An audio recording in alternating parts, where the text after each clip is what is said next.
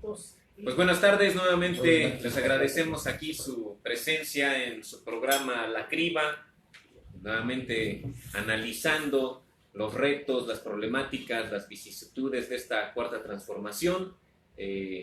Por una parte, pues los retos a los que se ha enfrentado el gobierno federal, las problemáticas que existen en todos los partidos. Vamos a hacer aquí un análisis, agradecer también, como siempre, al Café 57 que nos abre sus puertas y nos invita a un delicioso café para poder charlar aquí con los amigos.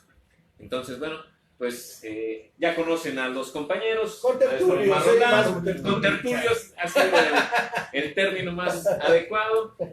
Maestro Juan Pablo, licenciado Fernando Olvera, a quien le cedo de una vez la palabra para que comente algo. Pues muy buena noche, muchas gracias por sintonizarnos, por estar aquí con nosotros. Hoy tenemos un tema muy importante, como lo dijo Richard, y es coyuntural, no nada más yo creo que la cuarta transformación tiene que ver con todo el gobierno federal, con todo lo que está pasando en el país.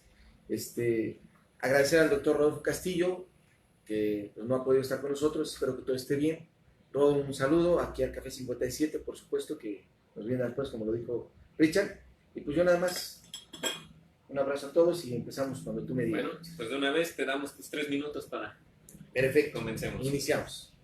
Bueno, este tema, como ya lo decía Richard, de la cuarta transformación, sus retos, sus vicisitudes, es muy complicado y muy complejo. Miren, le voy a decir por qué.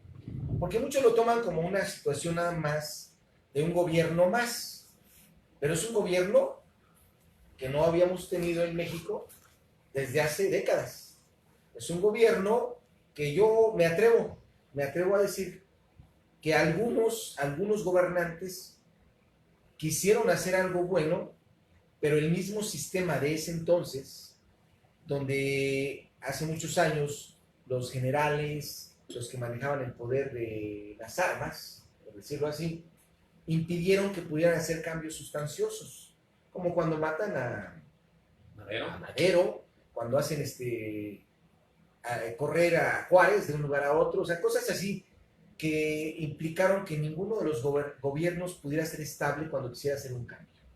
Y por eso yo lo que creo que este gobierno es sui generis, es un gobierno sui generis porque primero tenemos un sistema político establecido, existen ya las instituciones como tal establecidas, y hay una normatividad, no nada más hablo de una normatividad escrita, una normatividad mental en la población, donde la población que ya estaba hambrienta de un cambio, que ya estaba necesitada, que ya rugía, lloraba y quería un cambio y que lo vio reflejado cuando salen a votar y que a pesar de toda la compra de votos y de todo lo que hubo en la elección donde Andrés Manuel gana, no pudieron ganar.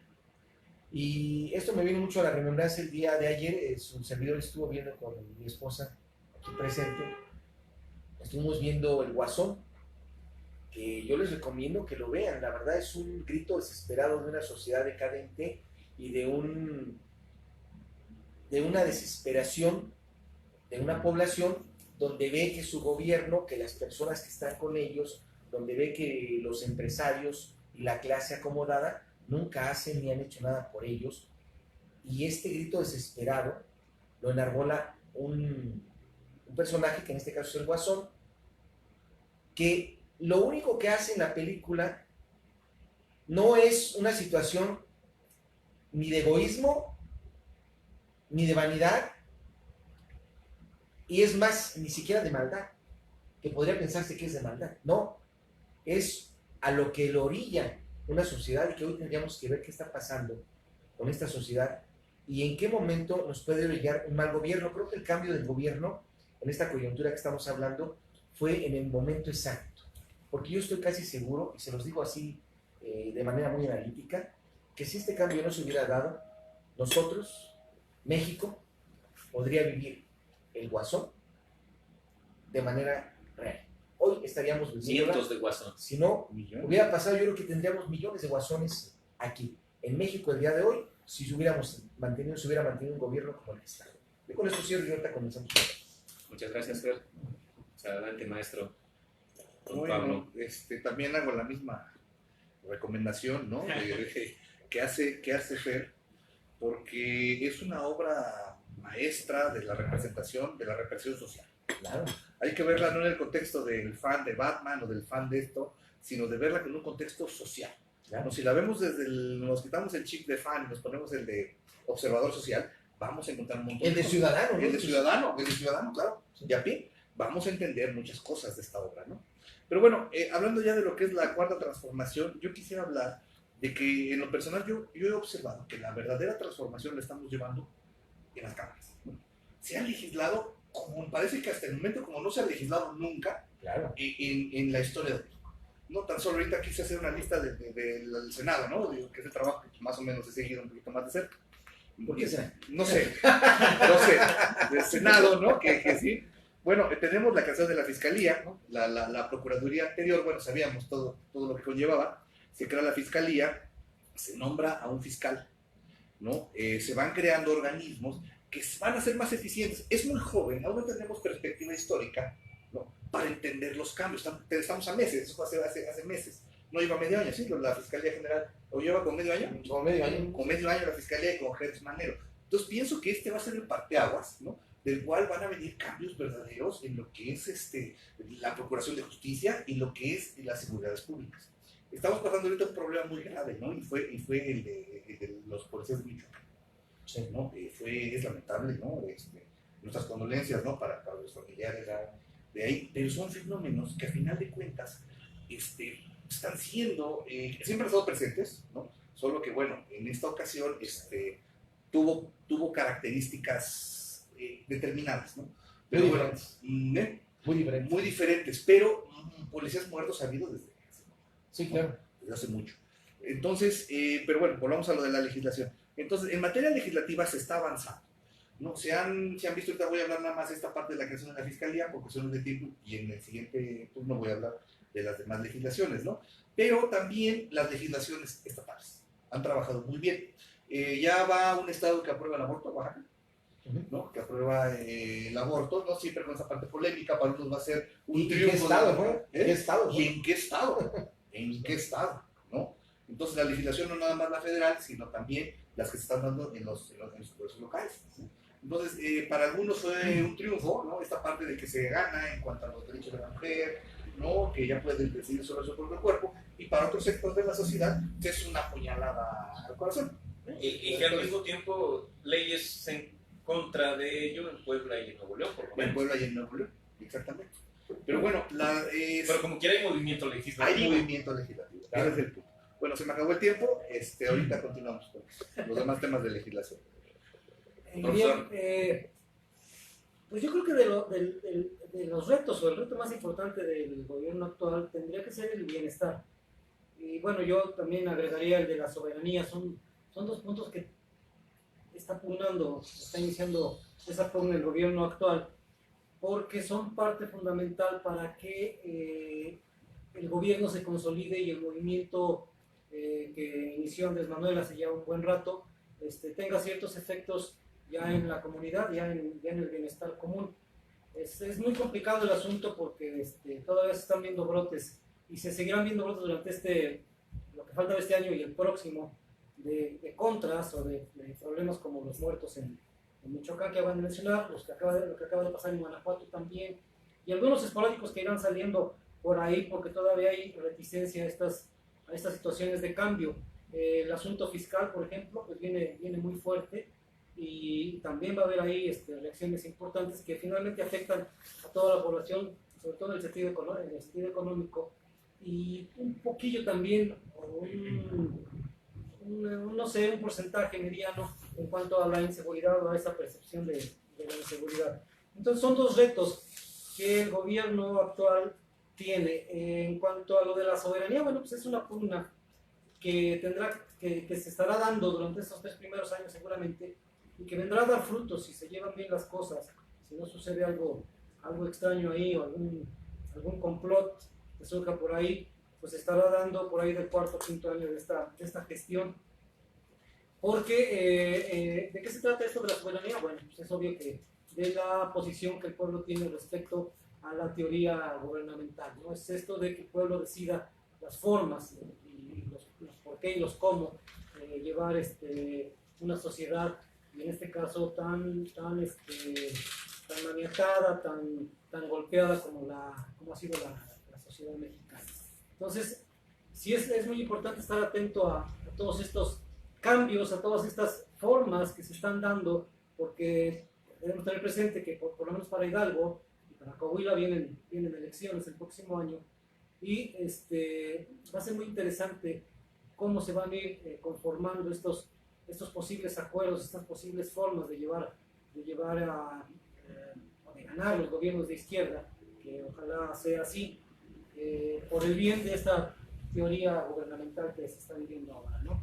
Entonces, sí hay que estar muy pendientes y sobre todo tener un poco de paciencia en cuanto a la situación económica y a la situación que se está viviendo, porque si perdemos la calma, entonces se pueden complicar las cosas, y más vale que estemos conscientes de lo que está sucediendo, ¿no? Dejo ahí, continúo después. Bueno, pues yo me gustaría plantear que, bueno, creo que los retos o los riesgos más fuertes de este proceso de la Cuarta Transformación, creo que al final de cuentas son internos. ¿Por qué? Porque desde mi punto de vista el enemigo a vencer, si lo vamos a plantear como el sistema neoliberal y sus artífices, ¿no? Esta oligarquía mexicana aliada del imperialismo y que quieren mantener el mismo sistema económico, pues yo creo que eso más o menos es previsible cómo van a actuar, qué es lo que pretenden, cómo van a intentar descarrilar el proceso de la Cuarta Transformación. Y entonces, bueno, pues es como un asunto de ajedrez, un asunto de estrategia, un asunto de ver cómo tus enemigos te vas a defender de ellos, etcétera, ¿no? Pero el mayor riesgo de todos los procesos políticos, pues yo creo que son las contradicciones internas, cuando no cuajan los procesos, cuando están confrontados las fuerzas que están llevando a cabo la propia Cuarta Transformación, o cuando de plano la echan a perder entidades que no están comprometidas con un proyecto social verdadero, ¿no? Hoy, por ejemplo, hay algunos temas que siento que sí el gobierno federal debería ponerle más atención, porque son de mucho riesgo mediático, político y de legitimidad. Por ejemplo, sí me preocupa el trato que le da el Instituto Nacional de Migración a los migrantes africanos que están ahorita asentados ahí en Chiapas. Sí se ve demasiado mal que la Guardia Nacional esté actuando para reprimir, realmente es lo que están haciendo, reprimir el tránsito de los migrantes africanos. Creo que no debería permitirse el gobierno federal que le puedan establecer una crítica desde ese lado. Debería ser una práctica muy humanitaria la que tenga el Instituto Nacional de Migración. Por ejemplo, en el caso del aborto, yo creo que efectivamente no debe darse el lujo el gobierno federal de darle elementos a los grupos radicales ni de los pro vida ni de las feministas, no darles alas a ninguno de los dos, al no establecer políticas concretas y serias, ¿no? Creo que definitivamente no se puede encarcelar a ninguna mujer por abortar, aunque al mismo tiempo, pues sí, se deben de establecer todos los mecanismos para que se favorezca siempre la vida, ¿no? Pero, es decir, lo que no puedes permitirte es darle armas a tu enemigo para que acabe con el proyecto, ¿no? Ahorita, en la siguiente ronda, abundaré ya en lo mismo. Cedo la palabra al licenciado. Gracias. Bueno, yo continuando con lo que les decía, y esto del Guasón, que no se los voy a recomendar, véanlo desde un punto muy crítico, desde un punto muy social. Bueno, voy a retomar parte de lo que comentaba aquí el compañero Pablo de la legislación. A mí una legislación que se me hizo muy importante y fundamental y que quiero tocarla porque esto es parte de lo que el gobierno debe hacer. No debes permitirte, como dice Ricardo, que las otras partes te puedan atacar. Y yo voy ahorita con la legislación y las reformas que se hicieron en cuestiones fiscales. ¿Qué pasa con la legislación y todo lo que se hizo de manera fiscal? Se habla mucho y lo están satanizando o lo están haciendo como una bomba los grupos de derecha, los grupos antagonistas del gobierno federal, cuando dicen, ay, es que ahora ya las facturas falsas son delincuencia organizada. Yo les quiero comentar que Herrera ha dado entrevistas y ha dicho de qué se trata esto de la facturación. Esta facturación falsa o apócrifa, no se trata de que van a tomar a toda la persona que haga facturas falsas como delincuencia organizada. Él lo explica y lo dice la ley y lo dice la iniciativa. La facturación falsa, para que se pueda tipificar como delincuencia organizada, debe rebasar los 7.280.000 pesos, con algunos centavos. Es decir, no satanicemos una cuestión que no es cierto. O sea, no es cierto, porque también él lo dice, hay errores inclusive contables que llegan a salir, y él comentó de manera muy acertada, esto es un lavado de dinero. ¿Por qué lo están poniendo de ese monto? Porque es un lavado de dinero donde existían empresas que no, donde creaban empresas que realmente no existían. Y esas empresas ni existía el lugar, ni existía la empresa, y lo único que hacían era darlos de alta para sacar muchas facturas y lavar dinero en toda la República Mexicana. A eso se refería Herrera y a eso se refiere esta ley de la delincuencia organizada, porque es un lavado de dinero que se estuvo practicando durante muchos años, donde se compraban y se daban facturas para que una empresa aparentemente existente pudiera decir que estaba haciendo tantas transacciones y lo único que estaban haciendo era lavar dinero. Eso es parte de lo que viene en esta iniciativa y otras cosas más, pero no se dejen llevar por lo que dicen los medios chayoteros, los medios comprados o los enemigos de un sistema que hoy les está quitando este lavado de dinero y les está quitando la manera de hacerse millonarios sin empobrecer al pueblo como lo han hecho muchas veces, ¿no? Entonces yo aquí ya terminé mi tiempo, lo dejo, pasamos a otro tema, también de los temas importantes. Sí, bueno, primero quisiera mencionar nada más dos leyes, ¿no? que lo personal pienso que muestran un cambio, ¿no?, en cuanto a la legislación. La primera que quiero tomar en cuenta es la prohibición del matrimonio adolescente.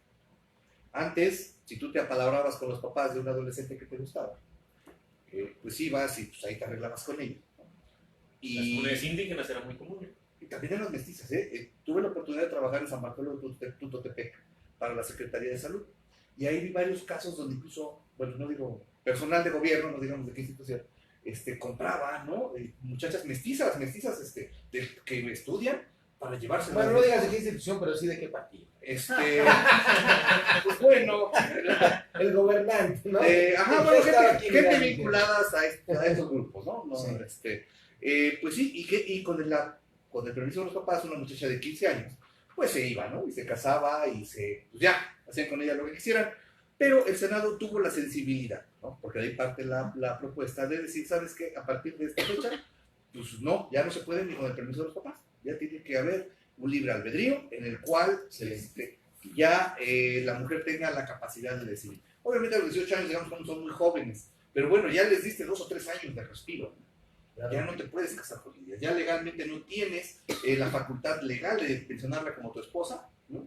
Y la mujer, bueno, tendrá este respiro ahí, ¿no? Y más que nada en estos sectores vulnerables donde la mujer pues como que depende del patriarcado y que el patriarcado determina. Y que viene siendo una trata de blancas de manera disfrazada.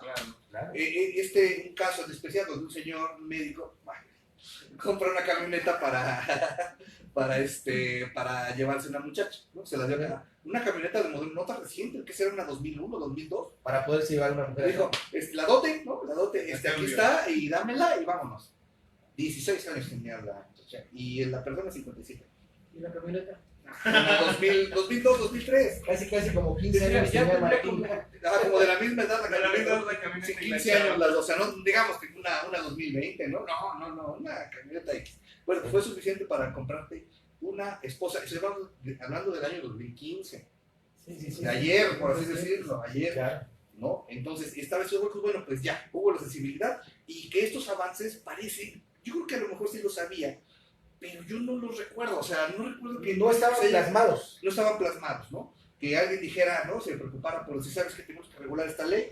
¿Por qué? Porque tenemos que ser sensibles ante los grupos de mujeres vulnerables. Así, pues, que ya no sea un negocio así tan a la vista, ¿no? Claro. Que hubiera una cierta restricción. Bueno, ando mis 12 segundos, y el tratamiento que se le está dando a la cannabis no quiere decir que todo el mundo ya va a poder comprar droga como si fueran dulces. Es lo que decías con la ley de la delincuencia organizada. O sea, que no se malinforme. Es para procesos médicos, terapéuticos de personas que necesitan. Igual estos grupos de derecha dicen, ahora ya todo el mundo va a poder comprar droga como si fueran dulces. No, hay muchos candados en las leyes. Y en el siguiente bloque vamos a hablar de ello. Y yo quiero aquí nada más puntualizar lo que dice Pablo, porque sí se me hace muy importante. Y ahorita que está pasando este suceso tan grave del cristal, qué bueno que están haciendo esto, porque el cristal es una droga que malditos aquellos que lo estén produciendo y que lo estén vendiendo. Digo malditos en toda la extensión de la palabra, porque están acabando con sobre todo con los chavos, con los adolescentes, de una manera indiscriminada y de una manera aberrante. Son unas ratas de la sociedad quienes hacen este producto y quienes lo comercializan. Bueno, Profe. bien, el hecho de legislar y de promulgar leyes y de hacer reformas está bien, digo, finalmente para eso están quienes lo están haciendo, para eso están y para eso ganan un sueldo, pero eso no acaba con el problema, es decir, son paliativos que en lo inmediato no resuelven absolutamente nada, ni a mediano ni a largo plazo, es decir, lo único que resolvería una situación de tal envergadura y otras en lo social, otra vez vuelvo a la educación, si es a plazo largo este asunto. Se pueden legislar y se pueden poner penas de muerte, incluso como lo hacen en Estados Unidos. Puede haber muchas causas legales o muchas cosas legales que pretendieran poner freno a una situación que es más en lo humano y en la falta de educación y en la ignorancia. Esto de cambiar una chica por una camioneta, bueno, pues nos habla de usos y costumbres de los pueblos, como en Oaxaca, o bueno, de casi todo el país, ¿no? O sea, eso de arreglarme con el papá, que ya de por sí está permitiendo una aberración, es una aberración vender a su hija, ¿no? Por el solo hecho de que sea su hija, es decir, está faltándole el respeto a una persona y a una posible vida, a una posible idea de vida, destruyéndola por completo y entregándosela a un tipo o a alguien que no se sabe si la va a tratar bien o si van a ser buena pareja o qué va a pasar con esa Pero no pareja, tienes escrúpulos desde el momento que estás dando No hay algo a cambio escrúpulos. de la dignidad Así es. De una persona, y la personalidad de un individuo, no tienes Claro. escrúpulos. A lo que voy es que eso no tiene que ver con las leyes, sino con la ignorancia y con la necesidad y con otras causas provocadas por un sistema. El que estamos viviendo, aparte todavía de lo que quedó del neoliberalismo y que es lo que este gobierno trata de combatir, ¿no? Creo que para combatir todo esto tendría que ser otra vez la educación como base y acordarse que las raíces filosóficas de un neoliberalismo, de un conservadurismo a ultranza, es precisamente la mentira, es crear una realidad fuera de una realidad que se está viviendo y a la cual no se quiere enfrentar el gobierno en turno, porque es más complicado, o les parece que no tendría ningún sentido o no les va a alcanzar el tiempo para realmente lograr una transformación o un bienestar en común, o que al final no les interesa nada de eso y que lo único que les importa es precisamente tener poder y tener la posibilidad de obtener mucho dinero y que sea, por supuesto, a costa de crear consumidores más que personas, más que seres humanos, ¿no? Por eso la fe del neoliberal, y en este caso también un poco del liberal, o mucho también del liberal, del pensamiento liberal, es el mercado. O sea, ahí radica todo el asunto, ¿no? en tanto el mercado siga funcionando como la principal característica ideológica de un pueblo, pues siempre va a haber este tipo de situaciones. El motor del pueblo. Bueno, pues a mí me gustaría comentar algo que es más circunstancial, coyuntural, del momento que estamos ahorita viviendo de la cuarta transformación, y tiene que ver con la continuidad del proyecto, ¿no? Yo definitivamente sí estoy convencido que la cuarta transformación, para que sea verdadera, tiene que asumirla la gente en términos de que va más allá del gobierno federal, va más allá de un partido político, y que así como la Revolución Mexicana no se terminó cuando Huerta traiciona a Madero, sino que al contrario, hasta se reactiva el proceso, igualmente no la podemos reducir a un sexenio, y aún en la posibilidad que ojalá no sucediera de que por alguna razón descarrilaran al gobierno de Andrés Manuel o no hubiera continuidad para el siguiente gobierno federal, pues de todos modos yo creo que aquellos que ya asumimos la necesidad de transformar este sistema neoliberal, pues mantengamos esa bandera y se pueda darle continuidad, ¿no? Mucha gente se lo cuestiona como muy lejano, pero a mí sí me preocupa, yo lo veo muy cercano, el asunto de la continuidad. A mí sí me está preocupando quién puede continuar con el gobierno. Y voy a poner un ejemplo inmediato y terrible. Vean lo que pasó en Ecuador. Un saludo a los hermanos que... Un saludo a la rebelión ecuatoriana. Pero ganamos. Exitosa, Pero ganamos, se ganó, se derrotó al Digo, qué valentía, porque internacional. cuántas vidas se sacrificaron y cuántas vidas estuvieron. Y que se ve que ahí la vanguardia y el patrimonio de los pueblos de América Latina son los pueblos indígenas. Claro. Los pueblos indígenas son el corazón de la resistencia social. Pero el ejemplo es válido porque precisamente Lenín Moreno, este traidorzuelo Es un traidor. que está ahí de presidente, era vicepresidente con Rafael Correa, con la Revolución Ciudadana. Sí, claro.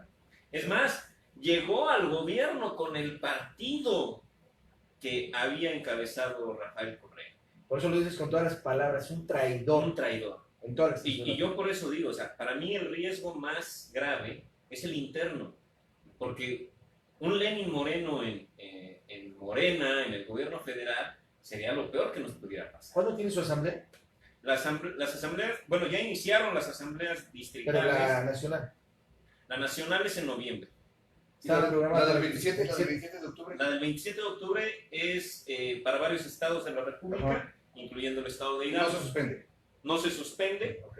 pero bueno, ya ahorita en la siguiente intervención abundaré sobre el punto. Esta cuestión también es fundamental y coyuntural. ¿Qué es lo que pase con el partido Morena? Va a determinar mucho de las orientaciones y posibilidades que tenga la cuarta Y transformación. que pueda tener tradiciones como tú lo estás diciendo, como Claro. un Lenin dentro de Morena Claro. en las nuevas elecciones. Así es. Entonces, yo ahí le dejo ahorita en esta ronda, pero Qué delicado, ahorita qué delicado se comenta, Richard.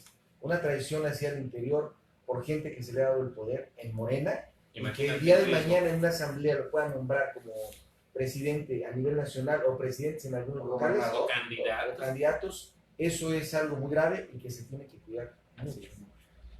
Adelante, Fer. Gracias. Bueno, yo continuando con lo que venía yo comentando de la legislación, creo que coincido con la situación que decía aquí Pablo. Ya me regalaron unos minutos de más. Échale. Vamos a regalar medio minutote. Miren, había otra cuestión que se está tocando, es lo de la eutanasia, ¿no?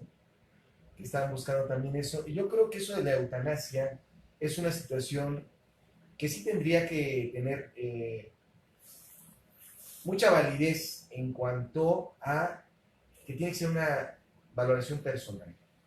Yo creo que hay muchas personas, y yo lo he vivido de manera personal, familiarmente, que en unos estados de enfermedad casi terminales, a veces es triste verlos uno, pero aparte más sufrimiento para la persona que lo está llevando a cabo.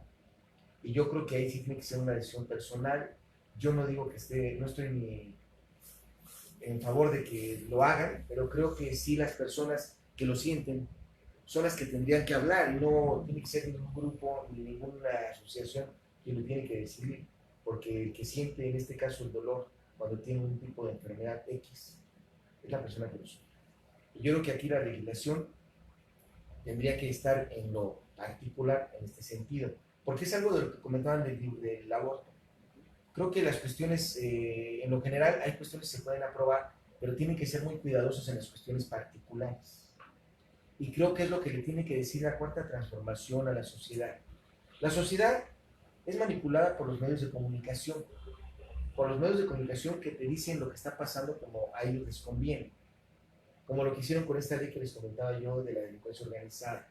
¿Por qué? Porque los gobiernos, y es lo que se le está olvidando a Andrés Manuel, y creo que es lo que tiene que socializar. Yo le aplaudo lo que hizo Herrera con esto cuando empezó a dar una entrevista, pero no lo he visto dando más entrevistas. Tienen que socializar esto, tienen que socializar con la sociedad, con la población, cómo se legislan las leyes y en qué tenor. El que apruebes una ley, por ejemplo, en favor de la eutanasia, no significa que estás aprobando que todo el mundo pueda decir que sí. Tienes que poner eso es en lo general, pero en lo particular te especifica en qué sí, en qué momento, en qué aspecto sí, en qué circunstancias sí, en qué circunstancias no. Entonces, yo creo que la población necesita estar bien informada en cuanto también del aborto. Si se aplica en lo general, también tiene que socializar el gobierno en qué situaciones sí y en qué situaciones no. Porque habrá personas que digan que sí, habrá personas que digan que no. Pero hay mujeres que son atacadas y que son violadas. Y que esas mujeres realmente dicen, yo no puedo tener esto, no puedo hacer esto, no puedo. Y que a lo mejor al momento de que pasa esto, lo quieren ellas erradicar, que vayan a tener alguna situación que el día de mañana no sea lo que ellas deseaban y que puedan echar a perder su vida. Entonces yo creo que aquí en estas circunstancias tiene que legislarse en lo particular y tiene que enseñar a la población en qué sí, en qué circunstancias sí, en qué circunstancias no, de acuerdo a un libre albedrío que debe tener cada persona. Un libre albedrío en circunstancias muy adversas. Porque hay circunstancias que yo tampoco las avalaría. Yo soy una persona que no avalaría muchas circunstancias que se puedan dar y donde yo diría no se vale de esta manera. Entonces yo creo que tiene que ser, primero, enseñar a la población en las cosas y en las leyes que se van aprobando, que hay cuestiones en particular y cuestiones en general. Leyes en general y cuestiones en particular. Pasando a otro tema, la cuarta transformación ha tenido, ya se acabó, perdón, ya entonces no, ya que cierro, ahora le envío un saludo a Carlos Quijano, un saludo amigo, por supuesto a Juan Ortiz también un saludo, qué bueno que nos estén viendo, un abrazo desde aquí. ¿Estás en contra de la eutanasia? Y creo que si tienes una Sarita en la familia, se va a complicar, ¿no? Imagínate, les damos la chamba a las Saritas. Pero bueno, ya hablamos más o menos de los retos de la legislación, muy a grosso modo. Pero ahora vamos a hablar de las problemáticas, ¿no? Me parece que coincido con el maestro Ricardo Luqueño, en el sentido de que la institución rectora de la cuarta transformación pues no está muy bien, que digamos, ¿no? Claro. O sea, uno de los objetivos tendría que ser, de manera unificada, aterrizar la cuarta transformación, por decir así, en los municipios, ¿no? Ahora que es la elección próxima, ¿no? Vamos a hablar de los municipios, claro, que es la próxima. Pero parece que las cosas no están muy bien al interior del partido. Y lo digo como militante, ¿eh? Los líderes o fundadores o las personas que están con cierta representatividad están, lo digo desde mi punto de vista personal, ¿verdad? Están como que peleados a muerte. No están como que se odian, como que no se entienden, como que no pueden llegar a un consenso, ¿no? No en todos los municipios, pero sí en digamos que Tulancingo, por decirlo, ¿no? Pues este es el mejor ejemplo para la división.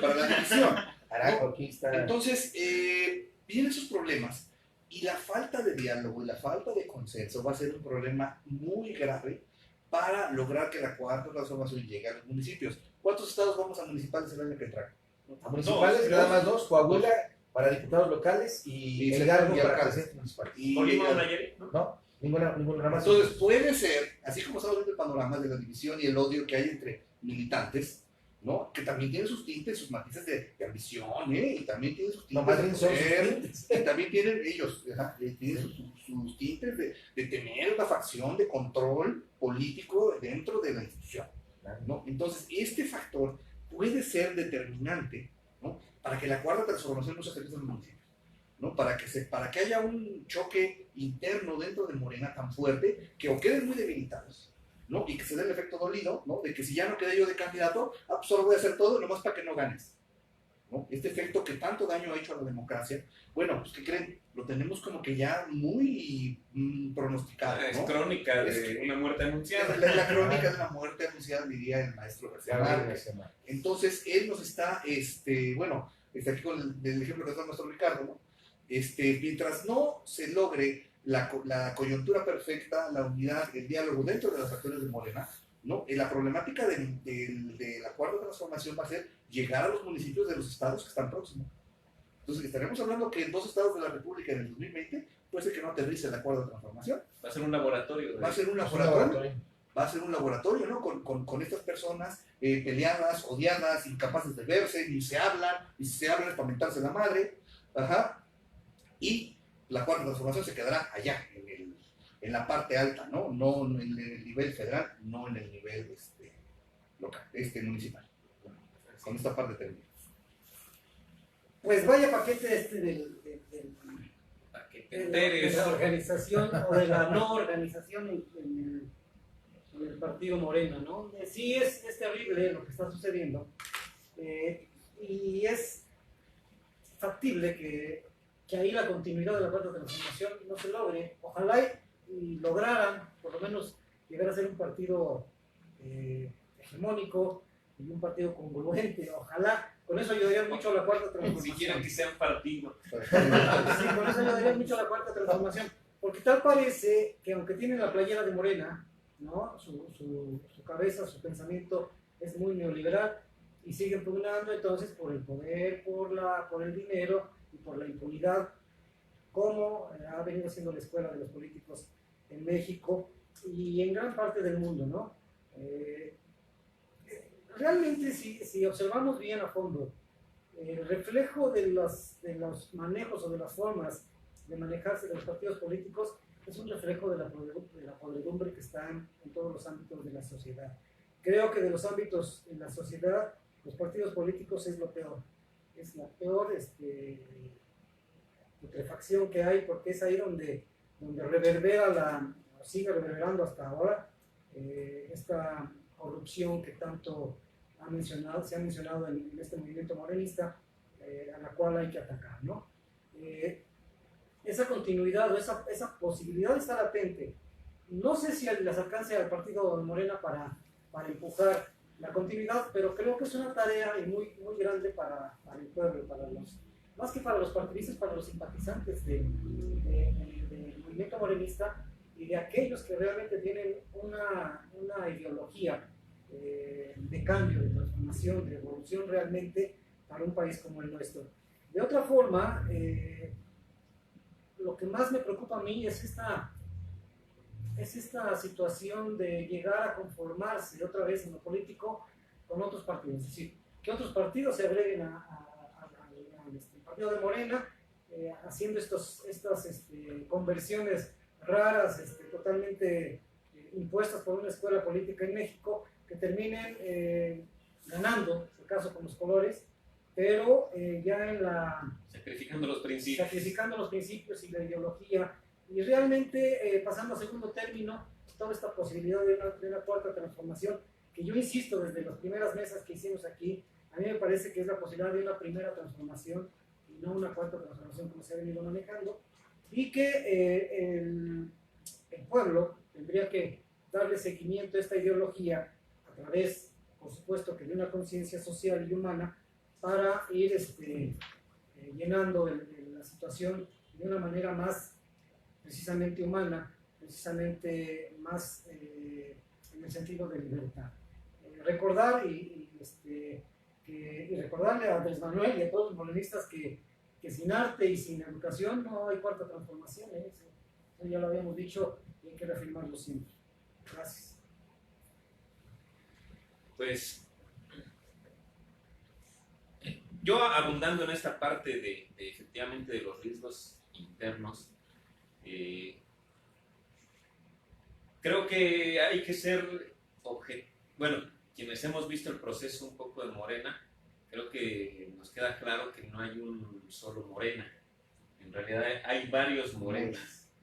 Yo les podría decir que en mi experiencia no es lo mismo los que fundan Morena, ¿no? O sea, hay una primera ola de fundadores, incluso a ti tocó verlo aquí en el municipio, en el distrito, ¿no? ¿Quiénes fueron las personalidades La primera generación generación. estuvimos presentes. Sí.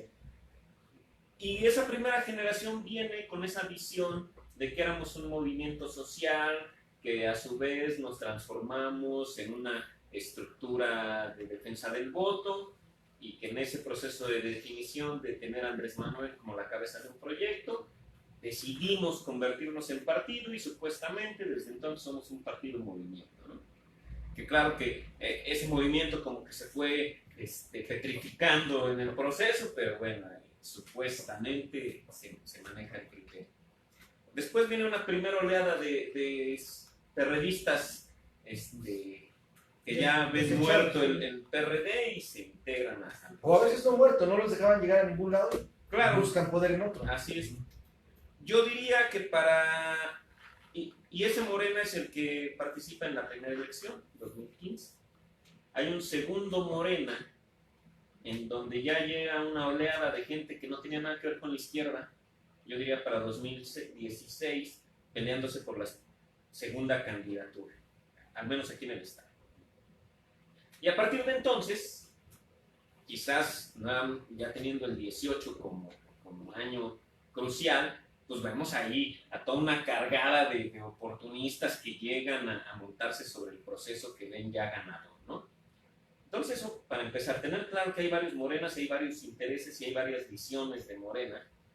Y después, hay varios Morenas en la estructura, porque hay un Morena que hoy es el Morena de los servidores de la nación, el Morena de la Secretaría de Bienestar, que pareciera no coincidir con las directrices de Yeidkol, o sea, pareciera que hay un Morena partido con una cabeza que es Yeidkol, parece que hay un Morena que funciona a través de la Secretaría de Bienestar, hay otro Morena que se está instrumentando a través del Instituto Nacional de Formación Política, y realmente ninguno está convergiendo en las mismas situaciones, ¿no? Y yo podría quizás hasta aventurar que en torno quizás a Berta Luján se generó también otro ambiente de compañeros morenistas, ¿no? Entonces estas divisiones a nivel nacional, y si tú le agregas todo un escenario de divisiones a nivel local, pues en realidad te estás enfrentando a una balcanización política que para algunos de pronto es inconcebible o ya no sabes en qué terrenos estás metido, ¿no? Entonces yo nada más ahí lo pongo como el escenario. Creo que las preocupaciones son graves en torno al partido, porque ahorita está un proceso de transición que si ustedes vieron en los medios, pues hasta hubo violencia y balazos allá en Guadalajara, ¿no? Y ahorita no sé si va a ser la última ronda, ya comentaré ¿Vamos a la última? Vamos a la última, pero le hacemos más tiempo, ¿no? ¿Cuánto les gusta? Son las 9:05. ¿Qué horas son? ¿De 4? ¿De 4? Sí, de 4 o de 5. Podría ser de 5, son cuarto, bueno, de 14 minutos. Para acabar a las 9. Acabaríamos a las 9:10 más o menos. ¿Les parece? ¿5? 5 minutos. No, a mí es igual. Bueno, 5 5 No puedo minutos. decir mucho. 5 minutos para los que hablamos mucho, ¿no? Apenas está bueno. Bueno, yo sí quiero, retomar varias cosas de lo que comentaba Richard. Es muy cierto, lo retomó Pablo. Yo creo que en Morena, independientemente de todo, el Ejecutivo Nacional, en este caso Andrés Manuel, tiene que poner orden. Yo creo que no puede mantenerse distante de esta situación porque de alguna manera este movimiento se forma a partir de él. Este movimiento, yo tengo que decirlo, nosotros como PT en algún momento, nosotros fuimos los primeros que fuimos formando a los integrantes de Morena a través de un de una larga proceso, de un largo proceso donde estuvimos saliendo, muchos compañeros salieron del PT, a que hubiera gente que se enlistara en el En movimiento de 2012 el PT fue la casa de Morena. de Morena. Fue la casa de Andrés Manuel y fuimos los que lo cobijamos. Llevamos su elección, lo tratamos y después de eso nosotros con compañeros fuimos enlistando gente que se metió en padrón. Por eso conocemos todos los de Morena. ¿Cómo se formó Morena? Porque fuimos realmente los impulsores nosotros en PT. Fuimos la casa de Andrés Manuel durante mucho tiempo. Hoy por eso tenemos esa correlación con él. Y a mí se me hace, siguiendo todos los que conocemos todo este proceso, se me hace muy peligroso lo que está pasando. Se me hace muy peligroso porque se incluyeron muchas gentes, como bien lo dice Richard, hubo varios procesos donde se fueron integrando gente que ni siquiera era de pensamiento de izquierda. Bueno, que hoy yo creo que hasta el día de hoy no saben ni siquiera qué significa la izquierda. No saben que ser de izquierda es sentir indignación y repulsión por quienes abusan de los más desprotegidos. Es sentir tristeza por ver tanta gente marginada y tanta desigualdad. Eso es ser de izquierda. ¿Pero qué crees? Son diputados, ¿eh? Y son diputados muchos de ellos, no tienen ni idea de lo que es eso. No tienen idea, pues son Hidalgo, hay que decirlo, Hidalgo es la cuna de eso. Por eso dijiste tú, Francisco, no, yo creo que Hidalgo. Tenemos aquí un grupo que entró, y hay que decirle con nombre, un grupo que entró como Grupo Universidad, donde entran de ese grupo 5 diputados federales, 15 o 16 diputados locales, de los 18 que hay, de los 7 que hay, de los federales, que no tienen ni idea de lo que es ser de izquierda, porque vienen de un grupo que formaba parte de un equipo laboral, ¿sí? Laboral, de élite, aparte de todo, y que no tienen ni idea de lo que es ser de izquierda. Y que hoy quieren emular un proyecto de Andrés Manuel cuando no tienen ni siquiera las bases, ¿no? Las bases de por qué lo están haciendo, pero sobre todo, y lo más grave, la convicción. Y yo no hablo nada más de Hidalgo, eso fue de ejemplo, está claro, porque aquí vivimos, pero tenemos que decir de todo el país, tanta gente oportunista, vividora, que se vino a formar a las filas de Morena únicamente para ver qué alcanzaban, ¿no? Yo hablo, por ejemplo, de un Cuauhtémoc, en el estado de Morelos. O sea, es este chavo, pero ¿qué sabe ni siquiera de gobernar? No sabe ni hablar, ¿no? Yo me acuerdo mucho de esos anuncios de la Pepsi, ¿no? Cosas así que no sabe ni pronunciar. ¿Y qué puede ser? ¿Cómo es posible que lo tengamos gobernando un estado? Eso es increíble. Y esto vuelve otra vez a la remembranza de lo que les decía yo del Guasón.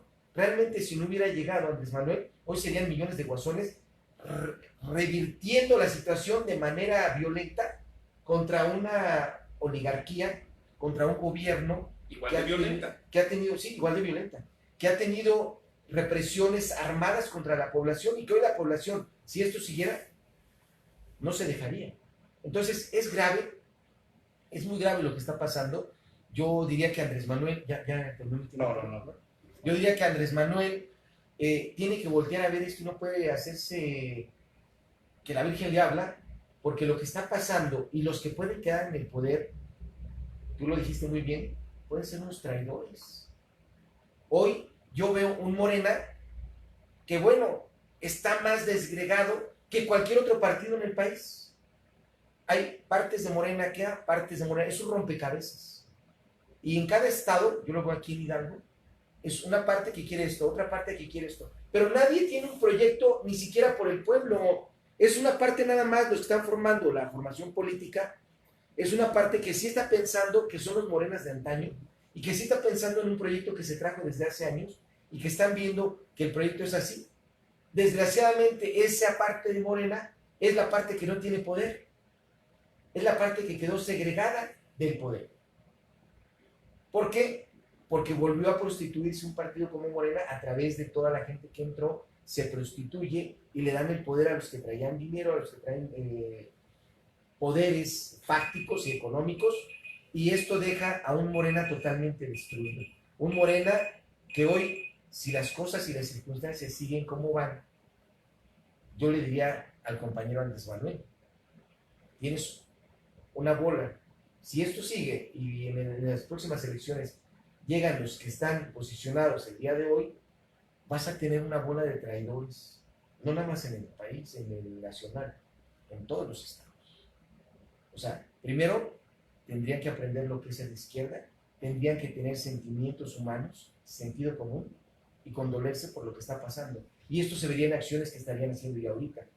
Y las primeras acciones que yo digo que tendría que estar haciendo esta gente, si tuvieran más sentido común y tuvieran ese sentido de izquierda, es conjuntar a todas las fuerzas y decir, vamos a llegar a un acuerdo porque nosotros tenemos el poder y vamos a ayudar a todos sin utilizar nuestro poder para segregar a los demás.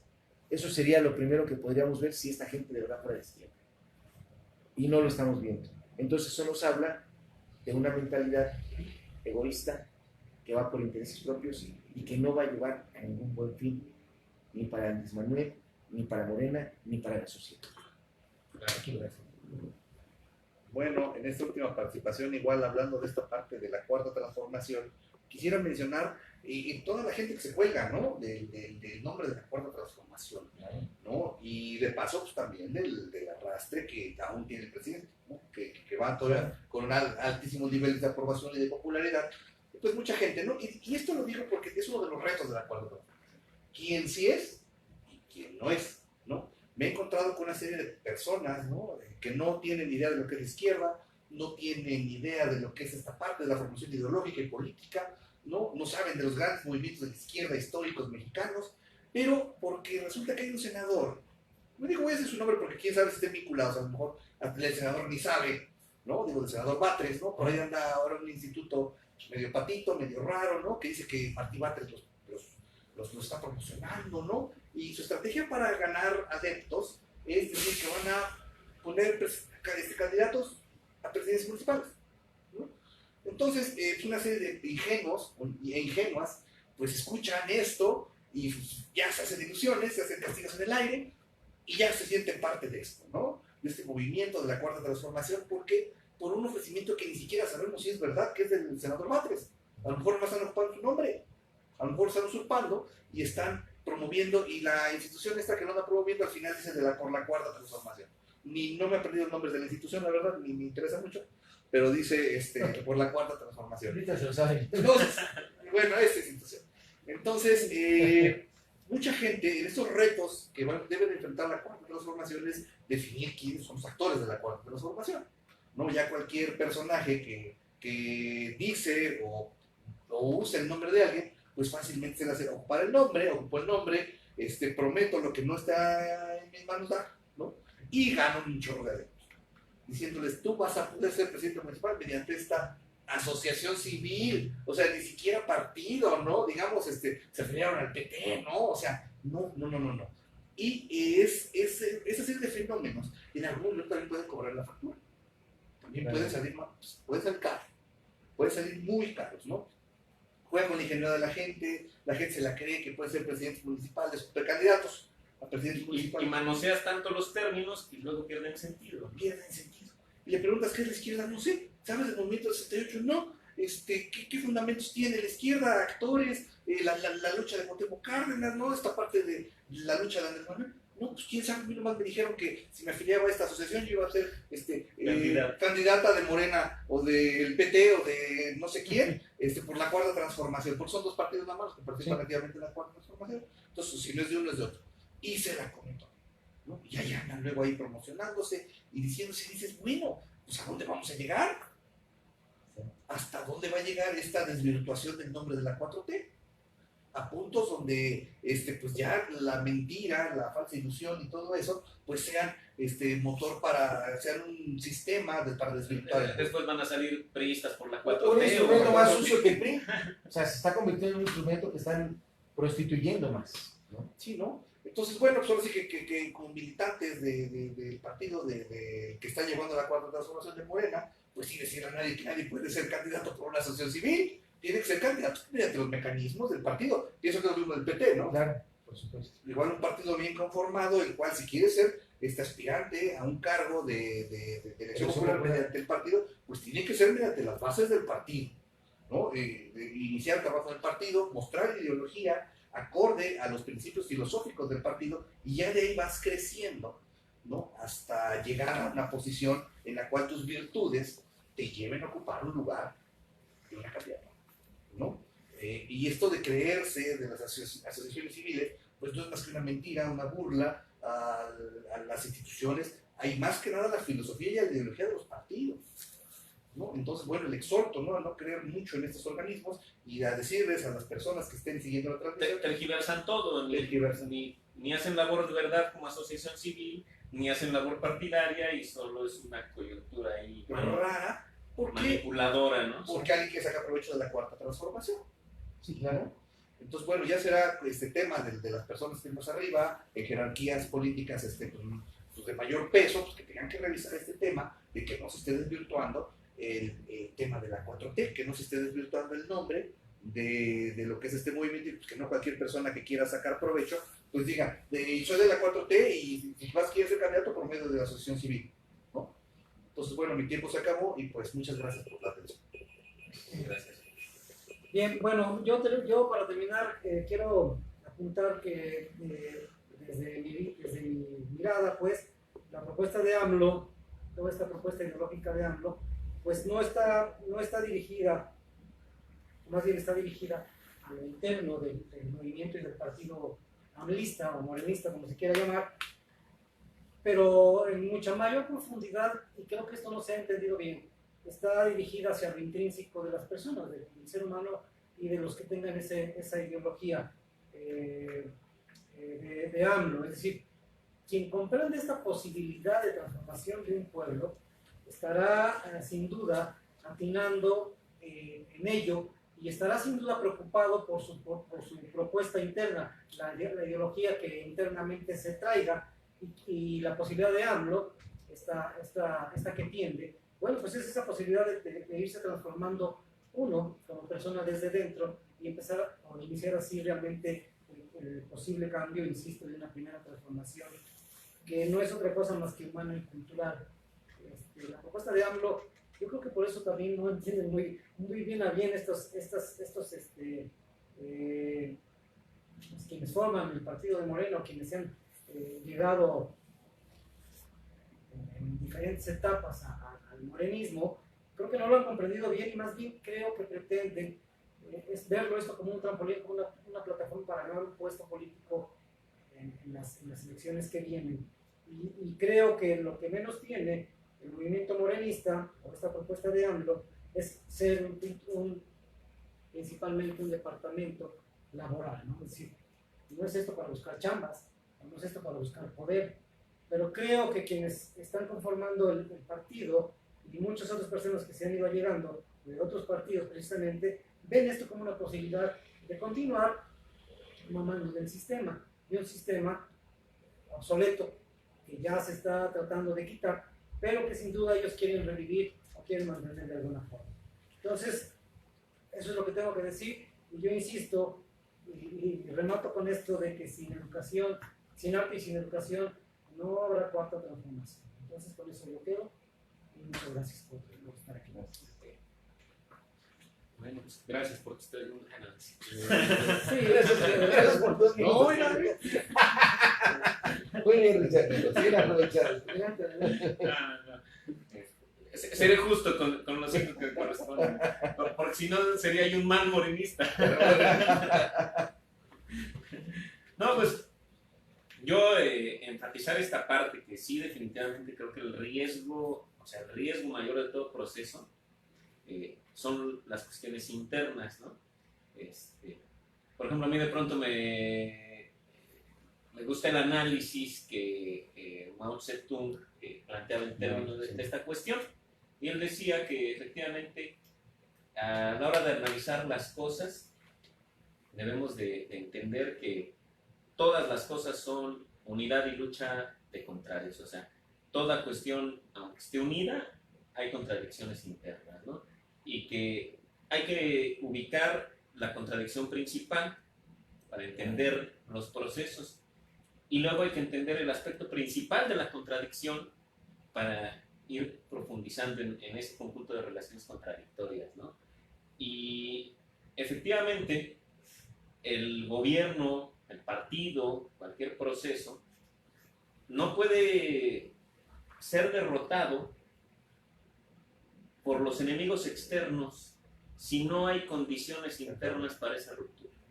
Entonces lo principal siempre es entender cómo funcionan las contradicciones internas para ver cuáles son los riesgos y debilidades, ¿no? Entonces, por ejemplo, yo aquí sí veo que uno de los más graves riesgos y que ya se está reflejando, quizás ahorita yo veo mucha efervescencia en torno al tema, que es el mal funcionamiento de los delegados del bienestar y los servidores de la nación. O sea, ya ha habido varios delegados de bienestar que han caído en el juego del nepotismo y meter a sus familias como servidores de la nación, de caer en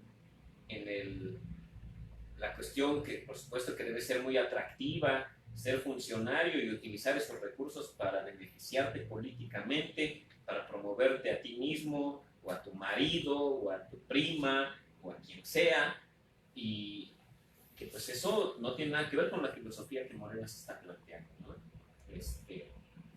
Recientemente hubo manifestaciones de los indígenas rarámuris Ya por el hambre, ¿no? denunciando, y que me parece que es un grave error. No puedes permitirte, sobre todo si traes la bandera de la izquierda, no puedes permitirte dejar de darle un apoyo a la gente si no lo vas a sustituir inmediatamente con otro.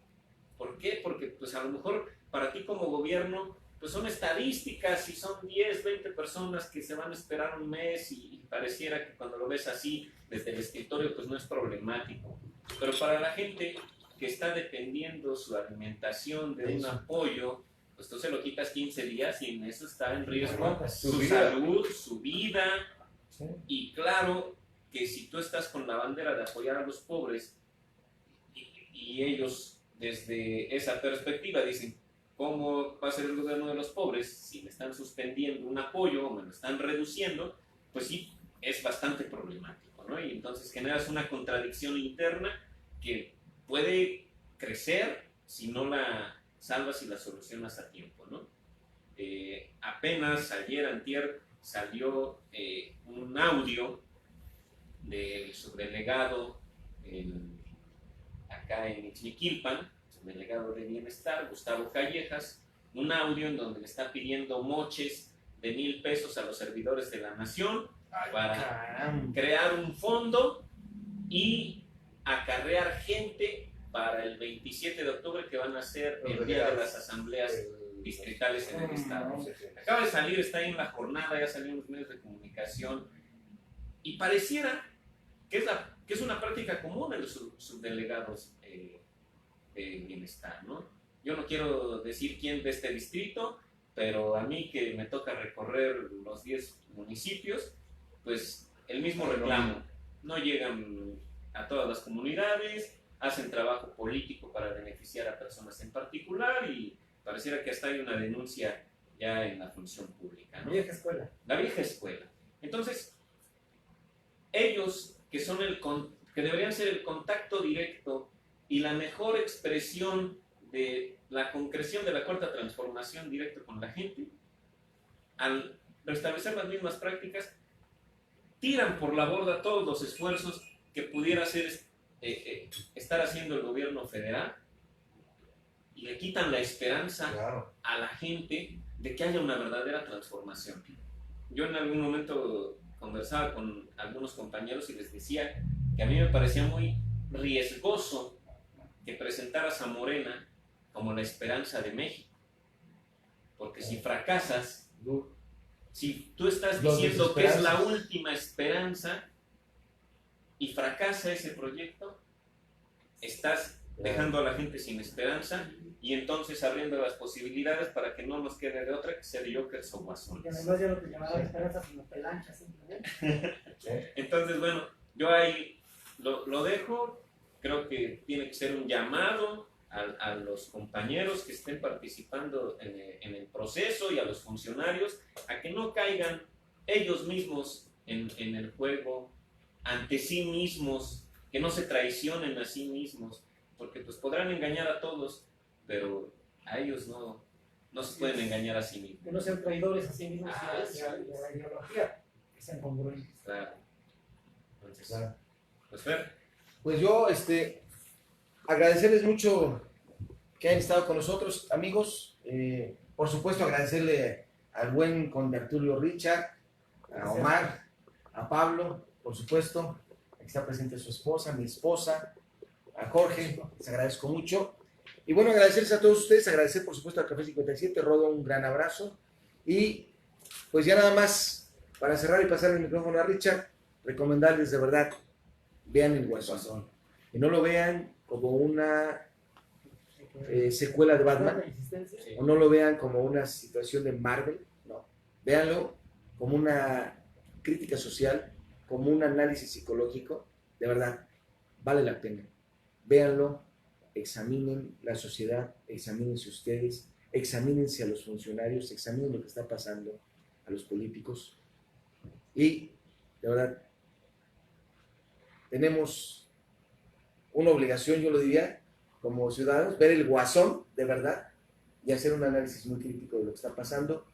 Esta cuarta transformación, este triunfo de Andrés Manuel, nos salvó de que tuviéramos millones de guasones en el país. Operando en las calles. Operando en las calles. Y los micrófonos te los cedo, Richard. Pues yo ya nada más agradecer que nos miren como cada semana, agradecerle por supuesto a los compañeros con sus excelentes participaciones, agradecer al Café 57 y recordarles que esta cuarta transformación es una labor cotidiana y que cada uno de los ciudadanos tenemos que poner nuestro granito de arena, no permitir que ningún funcionario haga actos de corrupción sin que nos quedemos callados, denuncien todas las malas prácticas de todos los funcionarios de cualquier partido. Solamente así vamos a poder concretar un proceso de cambio verdadero para el país. Muchas gracias. Gracias.